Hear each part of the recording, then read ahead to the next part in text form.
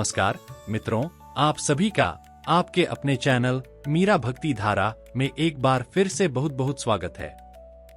कामना करते हैं कि प्रभु श्री हनुमान जी और परम पूज्य गुरुदेव बाबा नीम करोली महाराज जी आप सभी भक्तजनों पर असीम कृपा सदैव बनाए रखें। बाबा नीम करोली महाराज जी केवल ईश्वर को ही कर्ता मानते हैं। बाबा नीम करोली महाराज जी का कहना है कि मनुष्य से कुछ भी मांगना व्यर्थ है, क्योंकि वह देने में असमर्थ है। संत और भगवान सर्वसमर्थ होते हैं, परंतु उनसे भी मांगना आवश्यक नहीं होता। वे सर्वज्ञ हैं और जो उचित है वह स्वतः ही प्रदान कर देते हैं। महाराज सदैव लोगों में ईश्वर के प्रति प्रेम और विश्वास जगाने का प्रयास करते हैं और बाबा नीम करोली महाराज जी के अनन्य भक्त समस्त चिंताओं से मुक्त होकर अपने ईश्वर पर एकाग्र हो सकें। बाबा नीम करोली महाराज जी अनन्य भक्तों को यही संदेश देते हैं कि ईश्वर के भरोसे सभी कार्य अत्यंत सरलता से पूर्ण हो जाते हैं। जहां ईश्वर का विश्वास होता है, वहां उनकी कृपा से मनुष्य को सफलता भी प्राप्त होती है। बाबा नीम करोली महाराज जी प्रत्येक व्यक्ति की योग्यता को भली भांति समझते हैं और अपनी प्रभावकारी स्थिति को भी जानते हैं। बाबा नीम करोली महाराज जी प्रेम को ही सर्वोच्च स्थान देते हैं। महाराज जी कहते हैं, तुम हमारे पास इसलिए आते हो क्योंकि हम तुमसे अत्यधिक प्रेम करते हैं। यही है बाबा के प्रति भक्तों के निकटता की चाह का रहस्यमय कारण। बाबा नीम करोली महाराज जी के प्रति भक्तों की सानिध्य की लालसा का यह गुप्त रहस्य है कि बाबा नीम करोली महाराज जी का प्रेम और उनका आशीर्वाद अपने आप में एक दिव्य अनुभूति प्रदान करता है। अनन्य भक्त बाबा नीम करोली महाराज जी के सानिध्य में जाकर उस अलौकिक प्रेम और शांति का अनुभव करते हैं जो अन्यत्र दुर्लभ है। यही कारण है कि बाबा नीम करोली महाराज जी के प्रति भक्तों का मन सदैव उनके समीप रहने के लिए व्याकुल रहता है। आप यह वीडियो देख रहे हैं, इसका अर्थ है कि या तो आप बाबा नीम करोली महाराज जी के बारे में जानना चाहते हैं या पहले से ही महाराज जी के भक्त बन चुके हैं। देखिए, यह सब ऐसा क्यों होता है? आखिर कैसे आपके मन और आत्मा का संगम बाबा नीम करोली महाराज जी के प्रति इतनी गहराई से जुड़ पा रहा है? इसके पीछे का कारण बाबा नीम करोली महाराज जी ने स्वयं बताया हुआ है, क्योंकि बाबा नीम करोली महाराज जी आपसे असीम प्रेम करते हैं। बाबा नीम करोली महाराज जी अक्सर बहुधा राम राम कहते सुने जाते हैं। निज स्वरूप में स्थित महाराज जी संपूर्णता में लीन रहते हैं। रामचरितमानस की मर्यादा पुरुषोत्तम श्री राम से संबंधित सभी सारगर्भित चौपाइयां उनके चरित्र में प्रत्यक्ष रूप से घटित होती हैं। अक्सर बाबा नीम करोली महाराज जी कहा करते हैं, राम अब इस संसार में नहीं है, परंतु नाम शाश्वत बना रहता है। वे कहते हैं कि नाम स्मरण से सभी कार्य सहजता से पूर्ण हो जाते हैं। वे अपनी गर्दन हिलाते हुए पुनः दोहराते हैं, सभी कार्य सिद्ध हो जाते हैं। और उन्हीं कार्यों को पूर्ण करने के लिए बाबा नीम करोली महाराज जी अक्सर अपने भक्तों के घरों में आते हैं। आपको यह जान लेना चाहिए कि जहां बाबा नीम करोली महाराज जी आ जाते हैं, वहां से वह कभी नहीं जाते। भक्त जो बाबा नीम करोली महाराज जी के सानिध्य का अनुभव करते हैं, वे बताते हैं कि जिन घरों में बाबा का आगमन हो जाता है, वहां कभी भी संकट नहीं आ सकता। बाबा नीम करोली महाराज जी के चरण पड़ने से उस घर में स्थायी सुख और शांति बनी रहती है और उस घर के अंदर कभी संकट आ ही नहीं सकती। बाबा नीम करोली महाराज जी हर हाल में, हर परिस्थिति में और हर समय में, जीवन के हर काल में बाबा नीम करोली महाराज जी उस परिवार के ऊपर एक पूर्ण छत्र छाया और सुरक्षा कवच के रूप में सदैव तैनात रहते हैं। कहने को तो बाबा नीम करोली महाराज जी आपके घर में एक ईश्वर स्वरूप होते हैं, लेकिन उनका आपके परिवार के प्रति संगम एक मुखिया के रूप में होता है। जब आप बाबा नीम करोली महाराज जी छाया चित्र को अपने घर के मंदिर में स्थान देते हैं और उनके सानिध्य का अनुभव करते हैं, तो आपके घर में बाबा नीम करोली महाराज जी एक मुखिया की तरह आपके पूरे परिवार का ध्यान रखते हैं। बाबा नीम करोली महाराज जी के आशीर्वाद से परिवार में सुख, शांति और समृद्धि बनी रहती है। आपके घर के अंदर महाराज जी एक मुखिया की तरह आपके पूरे परिवार को संभाले रखते हैं। सिर्फ आप अकेले को ही नहीं, बल्कि आपके परिवार में जो अन्य सदस्य होते हैं, चाहे वह किसी भी आयु वर्ग के क्यों न हो, उनके जीवन में भी निजी तौर पर न जाने कितनी तरह की समस्याएं होती हैं। बाबा हर एक को एक साथ एक ही धागे में फिरोक उन सब की समस्याओं का समाधान करते जाते हैं। यूं तो कई बार महाराज जी भक्तों के लाख बार बुलाने पर भी नहीं जाते, परंतु कई बार बिन बुलाए ही बाबा अपने भक्त के घर पहुंच जाते हैं। बाबा नीम करोली महाराज जी को अपने घर बुलाने के लिए आपको करना क्या है, आइए जानते हैं। आपको सिर्फ एक कार्य करना है। बाबा नीम करोली महाराज जी से एक सरल प्रार्थना करें, हे बाबा, आप मेरे घर चलिए। बस यही बात आप प्रतिदिन महाराज जी का स्मरण करके कहिए। एक दिन ऐसा भी आएगा जब आपके अंतर्मन में महाराज जी की वाणी सुनाई देगी और वे आपसे कहेंगे, चलो अभी तुम्हारे घर चलते हैं। वास्तव में ऐसा ही घटित होता है जब आप बाबा नीम करोली महाराज जी से प्रार्थना करते हैं। प्रार्थना में इतनी शक्ति होती है कि वह एक गुरु को अपने शिष्य से जोड़ सकती है, एक ईश्वर को अपने भक्त से और एक प्रेमी को अपने प्रेमी से इस तरह बांध सकती है कि वह कभी न टूटे। जब बाबा नीम करोली महाराज जी आपके घर में रहेंगे तो आप यह अनुभव करेंगे कि आपके घर का वातावरण बहुत हल्का बना रहता है, चिंताएं कोसों दूर रहती हैं। साथ ही जीवन में उन्नति और तरक्की पाने के लिए जो उचित मार्गदर्शन हर एक परिवार के सदस्य को आवश्यक होता है, उन्हें स्वतः ही मिल जाता है। बाबा परिवार के सभी सदस्यों के भीतर एक साथ भक्ति रस का प्रवाह कराते हैं, जिससे पूरा परिवार भक्तिमय हो जाता है। आपका घर भगवान के निवास के समान हो जाता है। भक्त को यह ध्यान रखना चाहिए कि महाराज जी या हनुमान जी को कभी भी आदेश भाव में घर पर नहीं बुलाया जा सकता। महाराज जी को अपने घर में बुलाने के लिए आपको पहले प्रार्थना करनी होगी।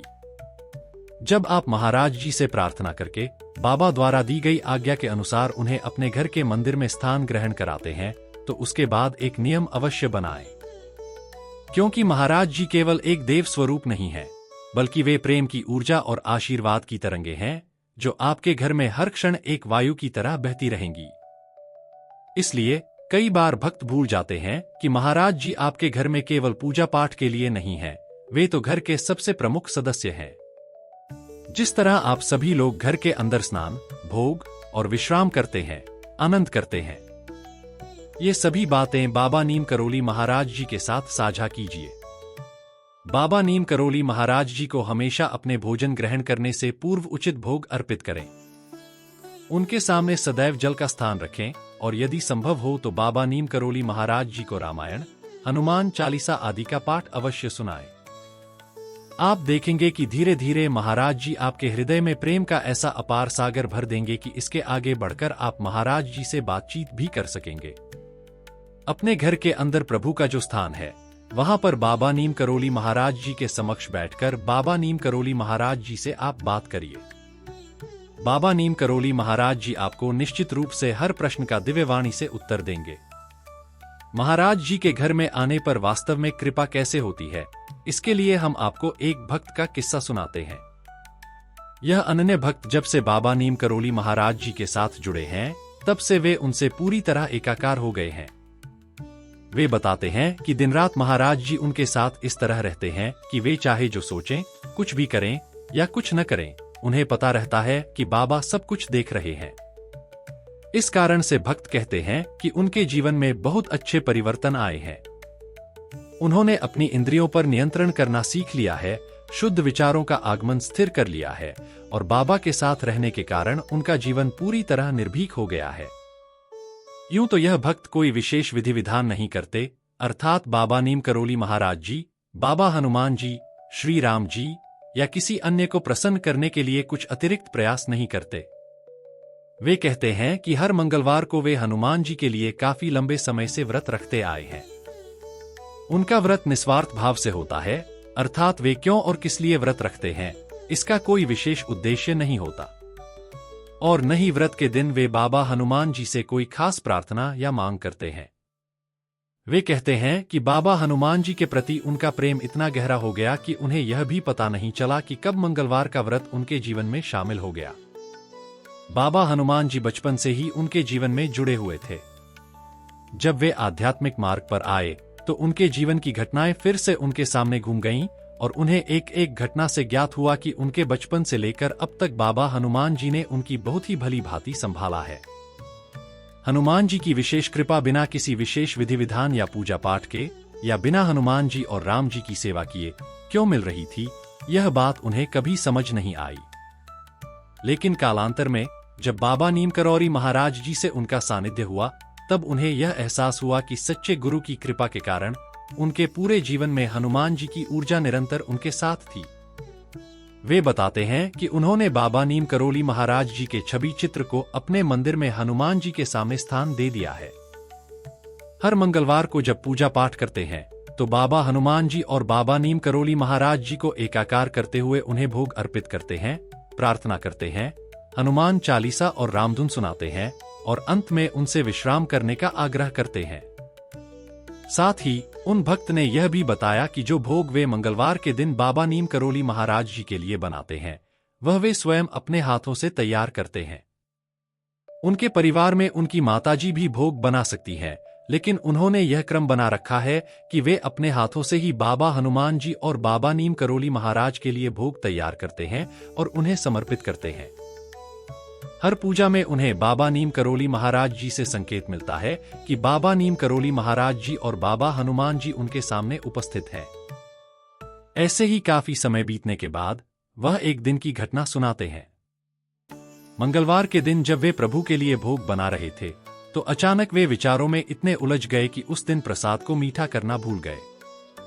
लेकिन यह होता है न कि जब भक्त अपने ईश्वर के प्रति पूर्ण भाव में होता है तो वह बिना मीठा किए हुए भोग को भी पूरी मीठास के साथ देखता है और उसकी आत्मा में वही मीठेपन का एहसास होता है। इसी लय में भोग तैयार करके उन्होंने हनुमान जी की पूजा अर्चना शुरू की।